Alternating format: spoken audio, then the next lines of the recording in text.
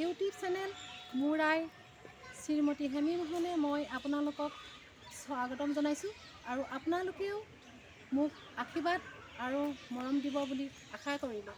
আজি আপোনালোকক এনে এডোখৰ ঠাইলৈ লৈ যাম, যিডোখৰ ঠাইত আপোনালোকৰ ঘৰৰ অপায় অমংগল বাধা বিঘিনি হ'লে এই ঠাইলৈ আহিলে চাকি জ্বলালে আৰু শৰাই দিলে ফিটা বান্ধিলে আপোনালোকৰ মনোবাঞ্ছা পূৰ্ণ হ'ব।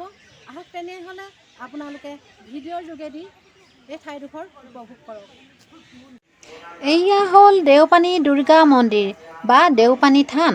অসমৰ কাৰ্বি আংলং জিলাৰ বোকাজানৰ বৰহেৱাগুৰি গাঁৱৰ ওচৰত অৱস্থিত। দেওপানীৰ নিবাসী সুৰেন্দ্ৰ ৰয় এজন মুক্তিযোদ্ধা আছিল। তেখেতে এদিন চিকাৰ কৰিবলৈ যাওঁতে নিশা হোৱাৰ বাবে হাবিৰ মাজত থাকিবৰ বাবে এটা কেম্প বনায়। সেই নিশা সপোনত দুৰ্গা মাক দেখে। দুৰ্গা মায়ে সপোনত কয় যে তুমি য'ত আছা তাতে মই আছোঁ আৰু তুমি মোক ইয়াৰ পৰা উলিয়াই আনা। সুৰেন্দ্ৰ ৰয়ে ভাবি পোৱা নাছিল সপোনটো মিছা নে সঁচা। তেওঁ বহুত ভয়ো খাইছিল। তেওঁ এজন পুৰোহিতক লগ কৰি সপোনত দেখা সকলো বিপৰী ক'লে। তেওঁ পুৰোহিতক আৰু গাঁৱৰ ওচৰৰ মানুহক লগত লৈ হাবিবোৰ কাটি চাফা কৰি দুৰ্গা মূৰ্তিভাগ উদ্ধাৰ কৰিলে। দিন বাৰ চাই দুৰ্গা মূৰ্তিভাগ প্ৰাণ প্ৰতিষ্ঠা কৰিলে। প্ৰথমে সুৰেন্দ্ৰ ৰয় আৰু ঘৰখনৰ সকলো লোকে পূজা কৰিছিল। পিছলৈ ৰাইজক পূজা কৰিবলৈ অনুমতি দিয়ে।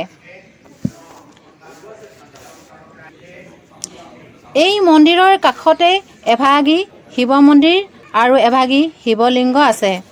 এই দুৰ্গা মন্দিৰ জাগ্ৰত অৱস্থাত থাকে। বহুত দূৰ দূৰণিৰ পৰা ভক্তসকল তেওঁৰ আশীষ ল'বলৈ আহে।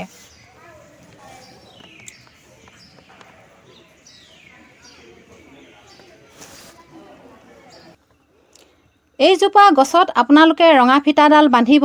এই ফিটাডাল বান্ধিলে মনৰ আশা পূৰণ হয়।